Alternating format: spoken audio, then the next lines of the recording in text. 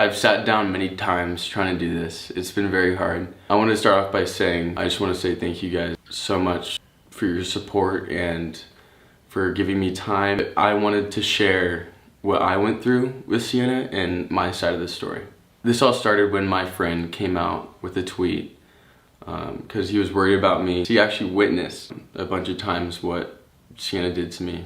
After Mason's tweet, their family reached out to our family, told Mason to take down his tweet, and he did. We wanted to settle it offline. Our families and our lawyers got together. My statement was confirming the tweet. It was the truth, and basically that we're handling it offline now. Sienna posted her own version of the statement and said she was going to handle it offline. After that, she basically posted an 8-minute video invalidating my feelings, saying untrue stuff about me, about my friend and my brother. I think the most hurtful thing is that what she did to me, she said it was untrue. That hurt a lot. After that video, another one of my friends came out with the video when I was at a party, like passed out on the couch. When they told me about what happened, they said they pulled her off of me. My twin, a friend, and another friend got in an argument with Sienna saying, "You can't do that. Jack doesn't like you like that." That night she posted a 15-part aggressive video gaslighting everything about what happened, how much she loved me, and that I was using her for clout, which was all lies. It was typical gaslighting to a victim. It was, why didn't you stop hanging out with me? Why didn't you tell me in the first place? Someone who explained it perfectly is this guy on TikTok. He posted a video and it was just, he explained oh my god. He explained everything perfectly. Is a trauma that you have to process, and sometimes you have to process it alone because an entire society is against you as a man. Sienna, I've watched the video exactly of what happened, the video evidence that I've seen over and over and over again, and you say his hand moves. His hand moves because it falls off of his friend's back. Your hand is on his crotch. It is not on his upper thigh. He was unconscious. You did a bad thing, and I know you're trying to right it in every way you can because of the account that you have and the following that you have and the life that you're currently living, but I need you to just do us all a favor and admit what you did was wrong. I don't care how touchy-feely your relationship was prior to or after that moment, but just know that he did not speak up and he did not act any different because he knew a society would be against him as it is. And now that everybody's seen the truth, you just attacked in a way that is supposed to be an apology or a righting the wrong. What you're doing is manipulating right now. Any sane person knows that they wouldn't have to go on multiple platforms to post something like this, and they wouldn't be getting angry in the videos that are supposed to be addressing and apologizing. I know you've got a lot to lose, and I know you've got a lot to live for, but here's the truth. You getting worked up because people are trying to get the truth out of you does not make it right to get shitty in a video. Just know that the truth will prevail, and your bullshit lies will come out.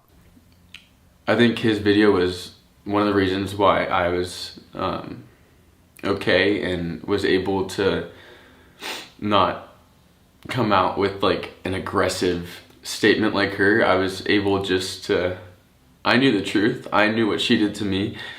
Sienna and I met 4 years ago in high school. She was dating my good friend. And basically it did not turn out well. She cheated on him 2 times and it kind of like created this whole problem in her friend group. I'm the type of guy that's all for like second chances with people.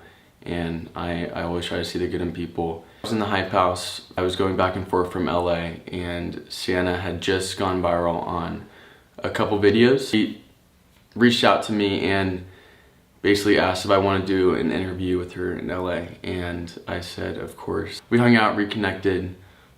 I showed her around the Hype House, introduced her to all my friends, and I was happy for her, and we just had fun hanging out.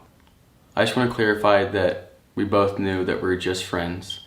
She was seeing and talking to other guys in LA all the time, and I just thought of her as a good friend. We were making videos, we were making dance trends, we had fun. It was just strictly friends, and we both knew that. At this point, nothing inappropriate was happening between us. We were just friends, everything was fine. This next part of the video is very difficult for me to talk about. I've been wanting to talk about it for a long time. So the first incident where Sienna crossed boundaries, it was after filming. We went into the room. I was just chilling on my phone on the bed, and she got naked, like completely naked, nothing on, and straddled me when I was literally just chilling on the bed. But I didn't know what to do in like the situation because it was just like random and weird. Quickly told her, Sienna, get off, we're just friends, stop. They're trying to make out with me. They're like just doing a bunch of things to me, and I kept on saying, Sienna, stop, get off. I didn't want to like be like aggressive. I didn't want to hurt her, you know? So I pulled her off of me, and it took like a couple of tries because I didn't want to be like too rough. And I went out of the room, and that was like the end of it. The next morning, where she was like, I'm so sorry for doing that. That was, I don't know what went through my head. I had to clarify again that I didn't like her that way. We were just friends. She said sorry, that was it. After that, these type of things kept happening. She would do something and I would forgive her, and she said it wouldn't happen again, and we would go on and making fun videos. After all those type of things kept on happening, the Hawaii incident happened where I was passed out unconscious almost like the whole night. She got on top of me, took advantage of me, groped me. I'm so glad they pulled her off of me, and honestly I'm glad that they have evidence. After Sienna found out about the video, she said sorry. She said if this got out, she would be done, that it's horrible, and she's working on boundaries, and she was seeking therapy. And shortly after, there was a party. I was taking pictures with a couple other girls. We took a picture, Sienna came in, started screaming at me, got mad at the girls, told me to come to her room to talk to me. She started screaming at me, and I was like, Sienna, there's no reason for you to be mad when you're getting with other guys in LA. I can't just take a simple picture with a couple girls. That's when she pulled me in and grabbed me and tried to make out with me, and I got pissed and told her to leave. I wanted to stay at the party, and she kind of had already been yelling at every single person in the party. So two friends wanted to take her home, and while the car was moving, she jumped out of the car, rolled, and said, I have to get back to Jack. So I ran back to the house, and I was like hiding from her, and I was just waiting for her parents to finally pick her up. Looking back now, I don't know why I stayed friends with her, stayed around her. I truly thought she was gonna change for some reason. I feel like she'd say she had so much love for me and that she truly cared for me, and then the next night she would do something like that. She knew I had those boundaries. So when I was at my most like vulnerable state, like when I was arguing, getting heated, or when I was asleep or passed out, that's when she would take advantage of me, because she knew I was at my most vulnerable state. When I'm awake, I hated it. I hated that touch. I hated any intimacy with her because I knew we were just friends. I didn't want that from her. And especially with like the past couple things she did, I didn't want anything to do with that. Over the next couple of months, I was stuck in this toxic cycle. I was stuck with her crying to all my friends, saying that I didn't like her back, and why don't I like her back? And she would get mad at me for not caring about her as much as she cared about for me, but she'd also be doing these things to me. I would go see other guys in LA, so it was like, couldn't win at all. I couldn't get out of this. She would constantly come to my house, remember my door codes. It got to the point where I had to like start screaming at her to like get out of my house, because I was so sick of her just like breaking into my house. I would wake up and see her car just sitting outside at like 2 in the morning. She would break into my house, and when I was sound asleep, she'd come into my room, and I'd wake up to her hand in my pants. And it wasn't like the only time it happened too. I was so like used to it. I was so used to it that I don't know, it was just like normal for me, that I didn't think there was such like a problem at all. Like part of me wants to blame myself for being nice and sticking around after so many times. But now I realize that I was stuck in this like manipulative cycle of her acting like she extremely cared about me, and then that night she would do stuff to me, and it was just so normal for me. I got used to it, which sucks. I feel like no one should have to go through. It's weird. I almost felt like I owed it to her for some reason. I don't know why. Like, I felt like she had this like control, like this power over me. It was all, I don't know. I was like stuck.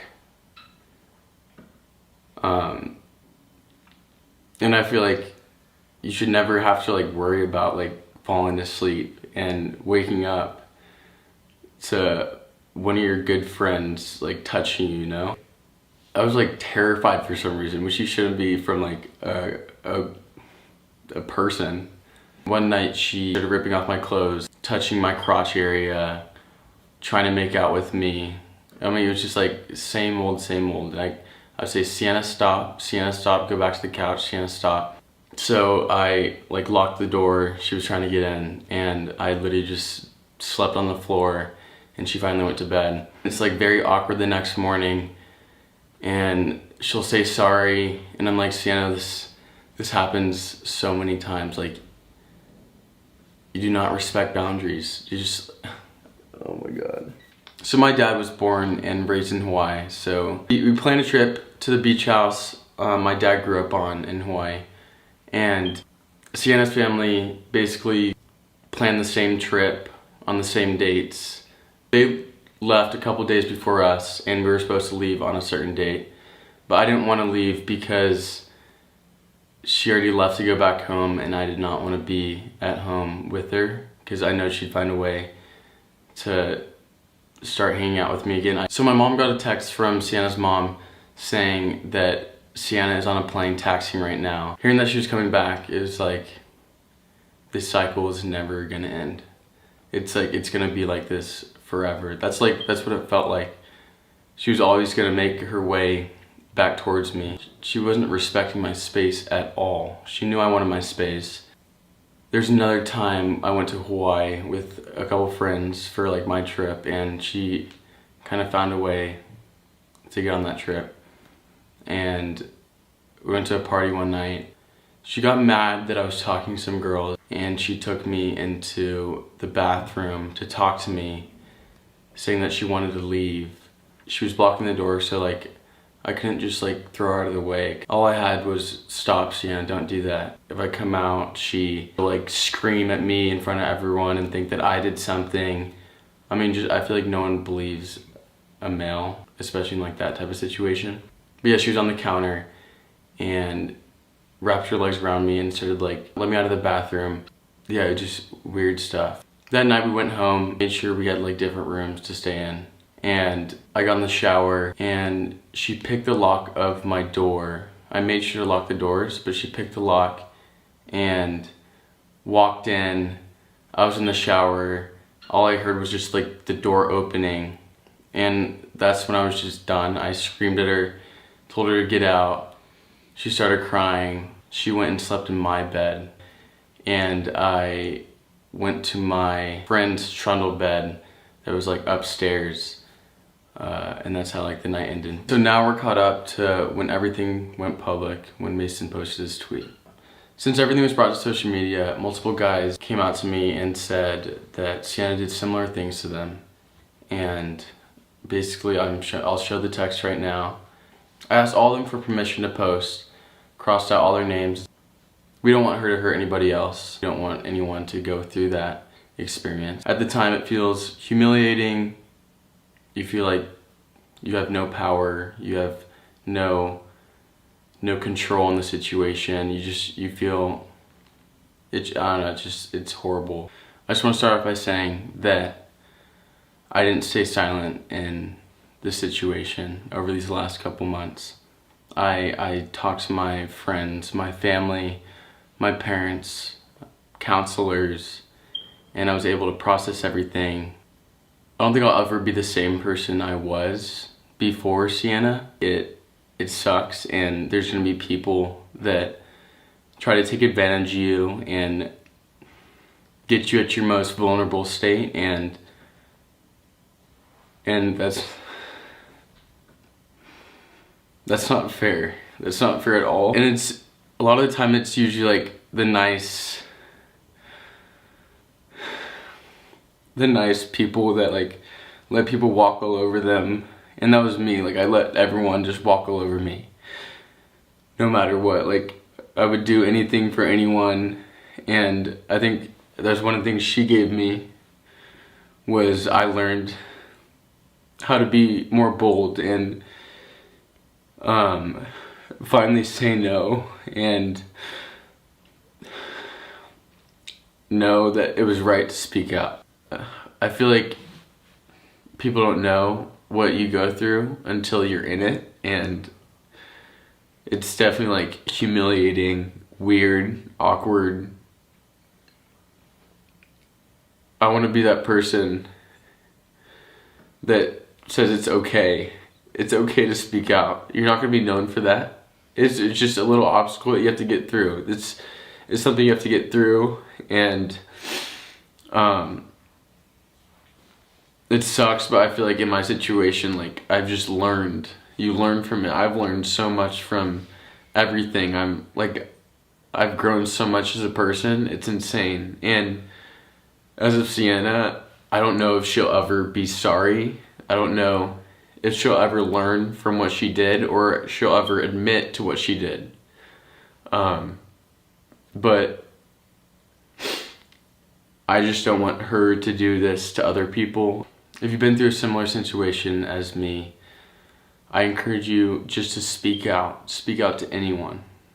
And trust me, it helps so much. And I just want to say thank you so much for listening to me and letting me take time and breathe and process everything. And I'm glad I'm finally ready to tell the world my story. If you're watching right now and you've been through a situation like mine, I just want to say your feelings are valid. Your feelings are valid, your opinion is valid. I believe you, and I want you to know that you can talk to someone, you can talk to anyone, you can talk to me. But that's how I want to end it off. I love you guys.